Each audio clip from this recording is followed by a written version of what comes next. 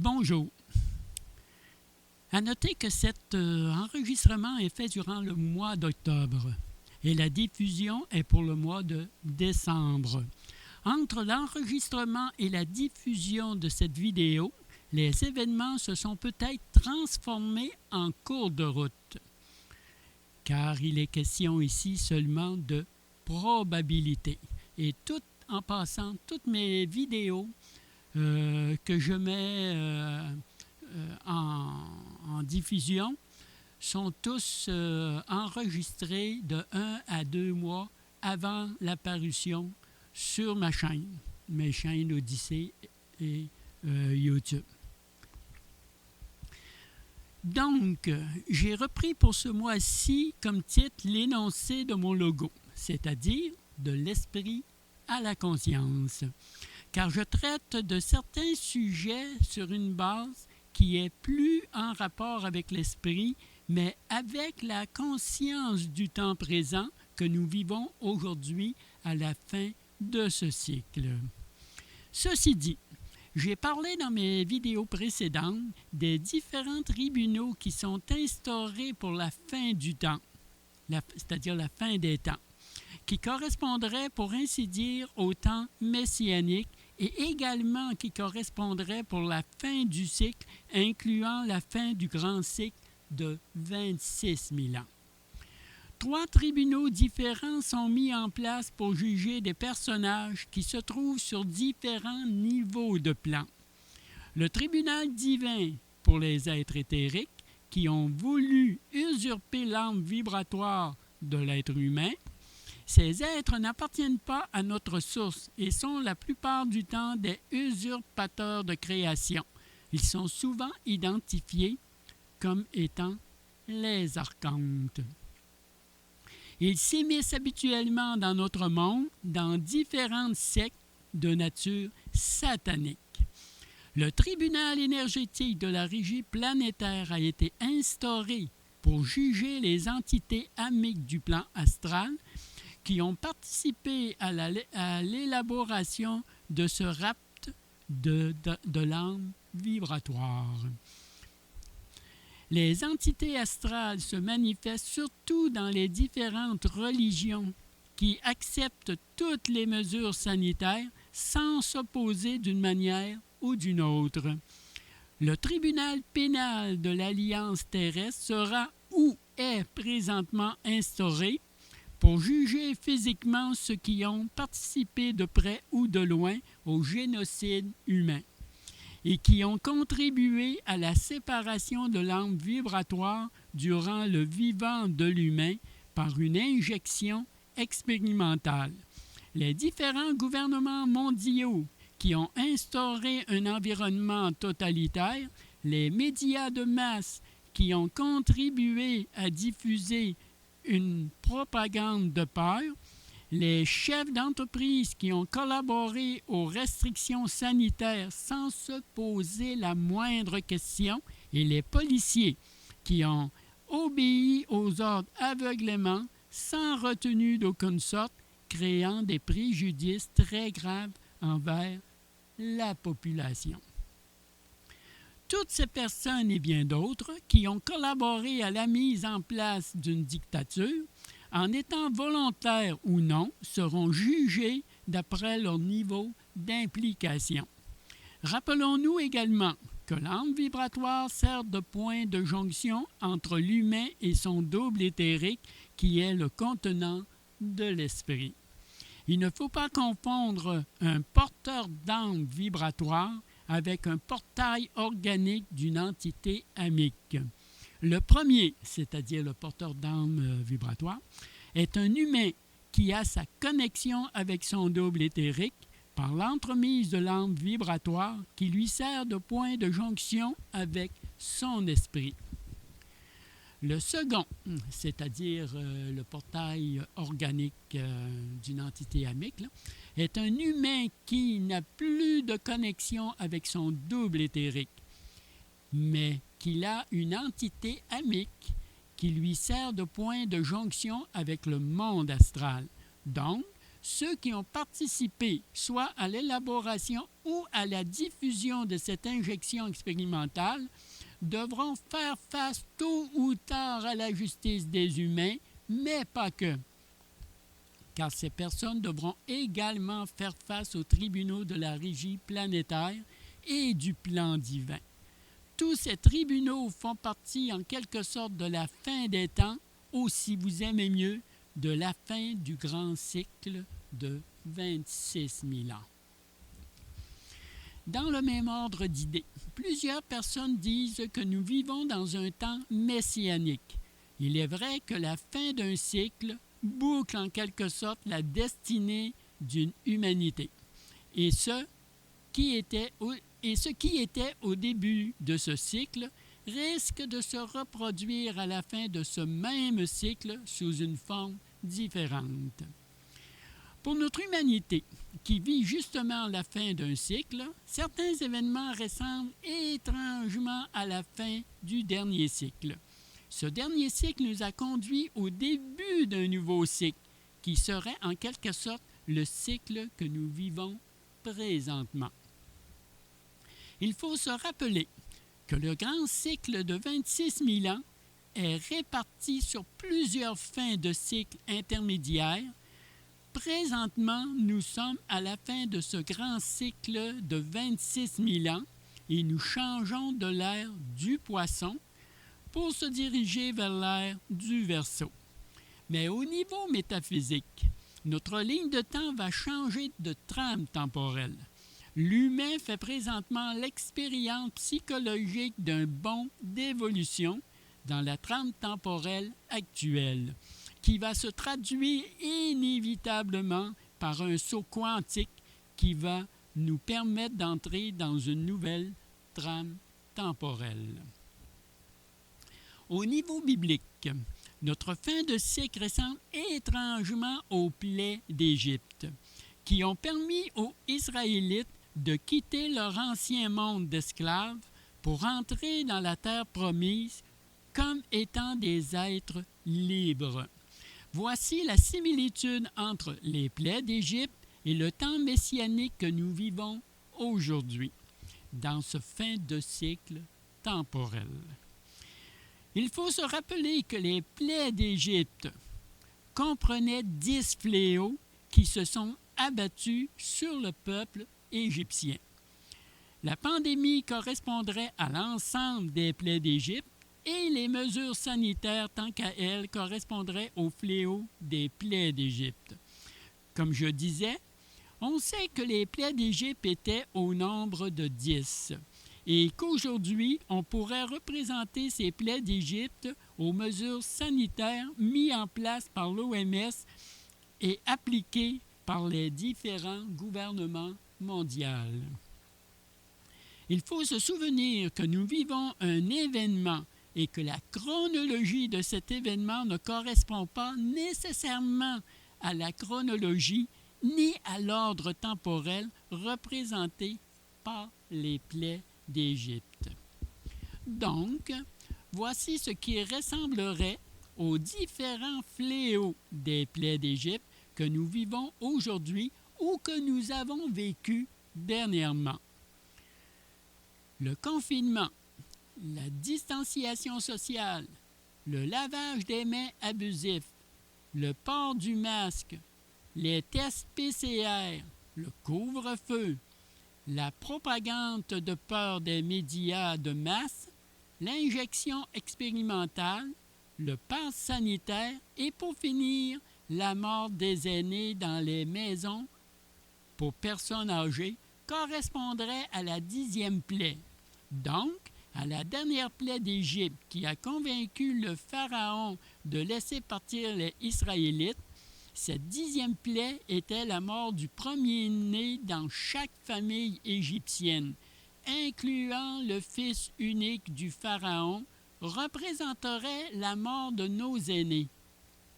Le mois des morts, donc le mois de novembre, en tout cas ici au Québec, là, on appelle le mois de novembre le mois des morts, représenterait l'engloutissement de l'armée égyptienne par la fermeture des vagues sur le pharaon et son armée dans la mer des Roseaux, aujourd'hui nommée la mer Rouge.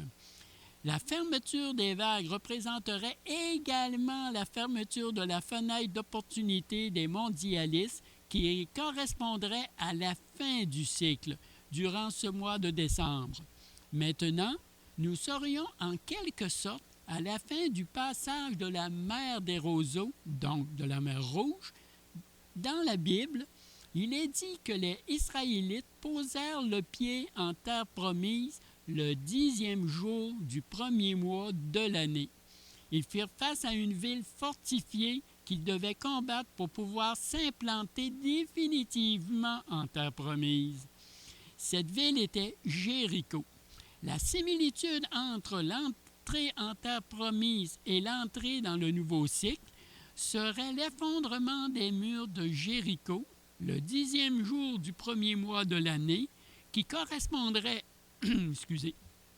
à l'effondrement de l'état profond le premier mois de l'année 2022. L'un pour entrer dans la terre promise, c'est-à-dire l'effondrement des murs de Jéricho, et l'autre pour entrer dans le nouveau cycle, c'est-à-dire l'effondrement de l'état profond. Il va sans dire que ceci n'est qu'une similitude faite entre les 10 plaies d'Égypte et la fin de ce cycle, incluant l'entrée dans la terre promise versus l'entrée dans le nouveau cycle, en rapport avec les temps messianiques que nous vivons présentement. Chaque événement que nous vivons ou que nous avons vécu durant cette pandémie, que ce soit le confinement, la distanciation sociale, le port du masque, le pass sanitaire, l'injection expérimentale et le reste, c'est-à-dire toutes les mesures sanitaires, peut être associé à un fléau des plaies d'Égypte. Les Israélites, qui sont le peuple élu de leur Dieu, est en train d'être exterminés par l'injection expérimentale. Ce peuple subirait-il un châtiment, car aurait-il désobéi aux recommandations de leur Dieu, ou bien ils sont trop nombreux, car il est dit dans la Bible qu'il ne peut y avoir que 144 000 élus dans ce peuple choisi par leur Dieu. Prenez par exemple les Georgia Guidestone, ces pierres de granit qui ressemblent étrangement aux tables de la loi laissées aux Israélites par leur Dieu, comme pour les tables de la loi que Moïse a reçues et qui possèdent 10 commandements. Les Georgia Guidestone possèdent tant qu'à eux 10 recommandations. Étrange, n'est-ce pas? Ceci n'est que, bien sûr, dans le contexte d'une fin de cycle au niveau messianique. Je n'ai fait que relater une similitude entre les plaies d'Égypte et la fin du cycle que nous vivons présentement et ne peut en aucun cas être interprété comme une certitude, car c'est une probabilité. Il y a eu également plusieurs fins de cycle relatées dans la Bible. Dans le récit de la Genèse, par exemple, Adam et Ève, après avoir mangé le fruit de la connaissance, ont été chassés du paradis terrestre. Donc, la similitude avec aujourd'hui serait qu'Adam et Ève n'avaient pas la conscience d'être dans un paradis avant de manger le fruit de la connaissance. Pour nous, l'humain n'était pas conscient qu'il vivait dans un paradis avant les mesures sanitaires de la pandémie, même si ce paradis était relativement imparfait. Adam et Ève furent chassés du paradis par l'ange de Dieu, et l'humain actuel est chassé lui aussi du paradis par une injection expérimentale et aussi par toutes ces mesures sanitaires de cette supposée pandémie. Il y a eu également le déluge qui correspondrait à une fin de cycle et plusieurs autres événements relatés dans la Bible qui correspondraient aux différentes fins de cycle que la race humaine adamique a vécu durant ces 26 000 ans. Au niveau astrologique, le grand cycle de 26 000 ans correspond au grand cycle zodiacal. Il faut dire que la fin de ce cycle nous réserve bien des surprises, et non pas seulement à nous, mais aussi à tous ceux qui ont orchestré ce génocide.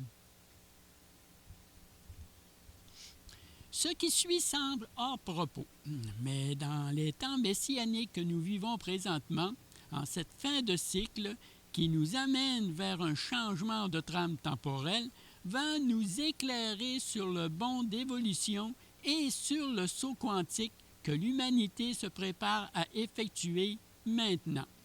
Dans cet ordre d'idées, certaines personnes m'ont demandé ce que je pensais de la Terre creuse.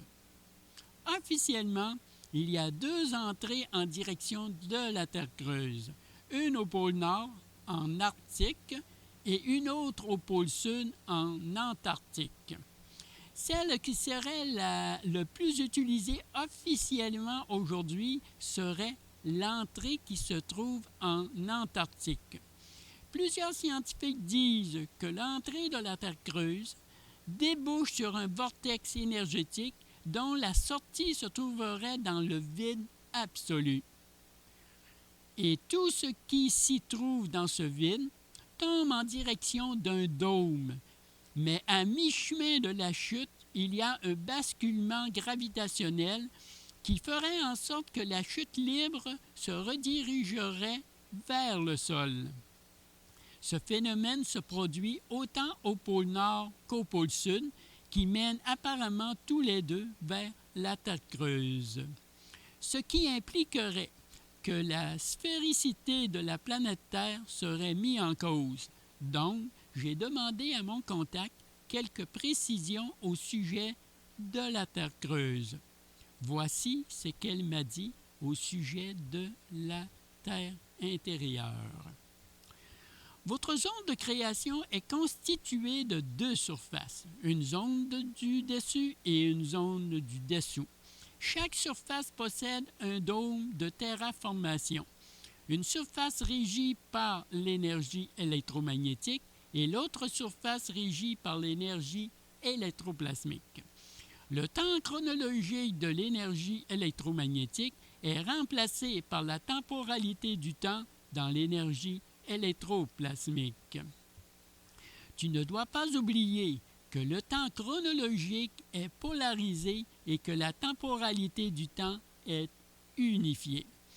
Le temps chronologique est divisé en secondes, minutes, heures, elle reste, et la temporalité du temps, tant qu'à elle, est séparée en séquences temporelles. Ce que les humains appellent la Terre creuse, par son aspect intérieur d'une matrice inversée, est régi par l'énergie électromagnétique qui correspond à ton monde présentement. Alors que pour la zone de surface de nature extérieure est régie par l'énergie plasmique de nature libre qui serait considérée comme logiquement étant la Terre creuse. Peu importe la nature et l'emplacement de ta zone de création, tout n'est qu'énergie et vibration. Et la zone de surface ou ce que vous appelez la Terre intérieure n'est qu'une polarité énergétique de nature électromagnétique, véhiculée par les maîtres de ton monde pour des fins de manipulation. Tu sais que tout se passe au même endroit et en même temps. Même les événements passés et futurs, c'est l'état de conscience du moment présent qui détermine ta réalité. Dans l'énergie, il n'y a pas de haut ni de bas, ou si tu aimes mieux, il n'y a pas de dessus ni de dessous. Ta zone de création au niveau de la matrice de terraformation n'est pas polarisée, donc n'a pas de haut ni de bas. C'est la matrice artificielle d'inversion totale qui est inversée et qui produit psychologiquement un haut et un bas. Tu devrais savoir aussi que ça prend toujours un certain niveau de savoir pour posséder la connaissance, car la connaissance sans savoir, tu sais très bien que ça ne vaut rien. Alors donc, si je comprends bien, les deux ondes de création superposées ressembleraient un peu à cette image. Ça vous rappelle rien? La Terre sphérique modélisée par ordinateur de la NASA. Un changement de paradigme ou de trame temporelle occasionnerait le basculement des surfaces de zones de création, semblable à un basculement des pôles magnétiques préconisé par les scientifiques d'aujourd'hui. Et ce n'est pas tout. Comme je disais qu'il ne faut pas vouloir sortir de la matrice artificielle à inversion totale, mais de sortir cette matrice artificielle qui est à l'intérieur de nous, imaginez par exemple que l'inversion totale de la matrice artificielle serait que nous serions en réalité à l'intérieur de ce qu'on appelle la Terre creuse, et non le contraire comme les maîtres du monde voudraient nous le faire croire. Il faut toujours se rappeler que nous sommes prisonniers à l'intérieur d'une matrice à inversion totale. N'oubliez pas que les deux surfaces de notre zone de création sont presque identiques, sauf pour le type d'énergie. Une surface avec l'énergie de nature électromagnétique, contrôlée par les maîtres du monde, et l'autre surface avec l'énergie de nature électroplasmique, entièrement libre de tout contrôle. Donc, il ne faudrait pas peut-être chercher à trouver l'entrée de la Terre creuse, mais plutôt trouver sa sortie. Comme je disais, nous sommes dans une matrice artificielle à inversion totale et tout ce que nous pensons savoir n'est qu'illusion et manipulation. Donc, la Terre creuse serait qu'une polarité énergétique de notre zone de création. Maintenant parlons du contrat qu'il faut signer avec nos propres forces intérieures le 21 décembre 2021. Au mois de septembre, j'avais dit que la paix, l'amour et la santé étaient des affirmations et que la liberté était le quatrième élément. Pour le nouveau cycle qui se présente à nous, on doit dire ce que l'on veut en opposition au refus de ce qu'on a vécu et que l'on vit peut-être encore présentement. Car la vidéo que, comme j'ai dit au début, cette vidéo-ci est enregistrée au mois d'octobre. Cela a été fait par l'annulation de contrats et de pactes qu'on a réalisés les mois passés. Et maintenant, on va rédiger un nouveau contrat, mais cette fois-ci avec nos propres forces d'énergie intérieure en conformité avec notre source. Nous devons dire à l'électron libre, qui est la tête chercheuse d'une nouvelle trame temporelle, ce que l'on veut pour ce nouveau cycle, afin qu'il identifie la trame temporelle la plus propice pour nous en fonction de notre vibration. Comme une ligne laissée sur une feuille de papier par le tracé d'un crayon, notre ligne de temps suit le sillon de l'électron libre et nous, nous sommes dans le sillon de notre ligne de temps. Le libellé de l'affirmation était pour le 21 septembre 2021, mais la signature du contrat est pour le 21 décembre 2021, qui correspond à l'entrée officielle dans l'ère du Verseau et par la même occasion de l'entrée dans un nouveau cycle par l'entremise d'une nouvelle trame temporelle. Rappelez-vous ce que je disais au mois de septembre.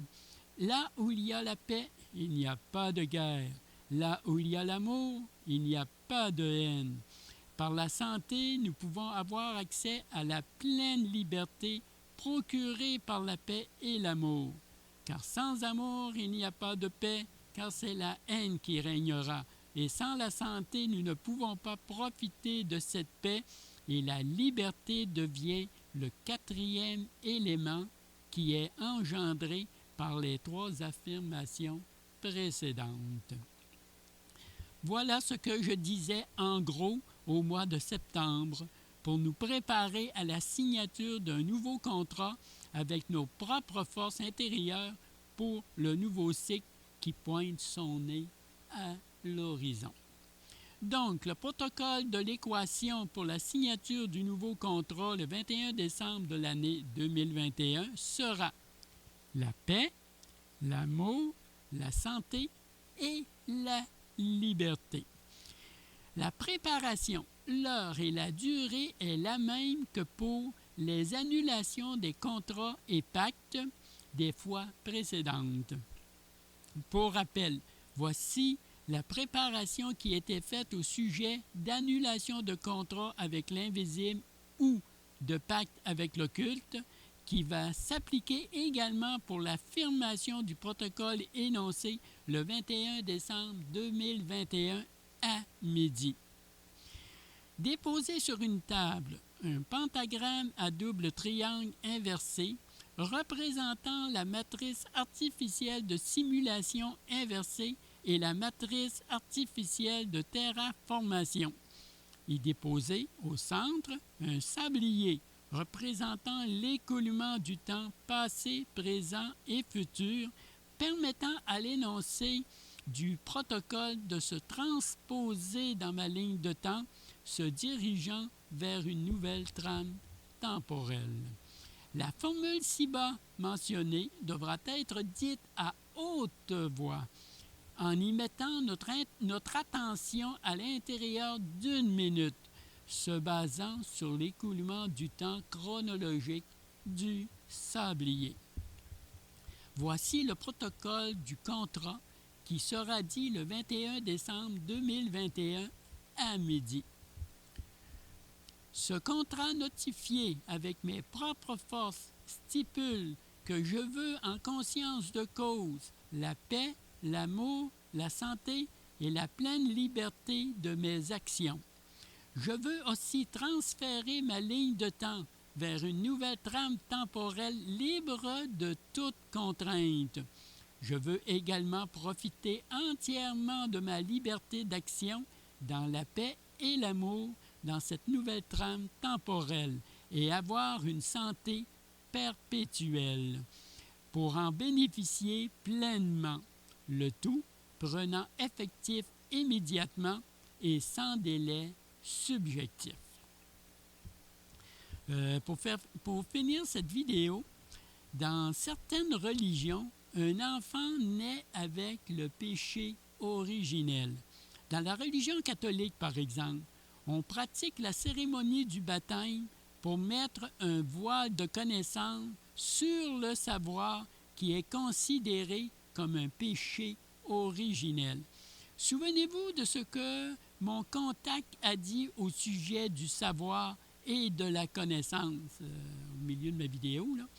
À sa naissance, l'humain est un porteur d'âme vibratoire, mais durant la cérémonie de son baptême, peu importe la religion, il peut devenir un portail organique d'une entité amique. Ce qui veut dire que l'humain peut être un porteur d'âme vibratoire ou un portail organique d'une entité amique. À la lumière de cette information, la question qu'on doit se poser, quelle est la relation qu'il y a entre le double éthérique qui détient le savoir et le double luciférien qui possède la connaissance? En un mot, si le double éthérique est un être de lumière, donc qui possède le savoir, et que le double luciférien est le porteur de lumière, donc qui possède la connaissance, serions-nous sur le point de percer le voile du mensonge cosmique? Voilà, c'est tout pour cette vidéo et j'espère que vous avez apprécié son contenu. Je vous dis donc à la prochaine.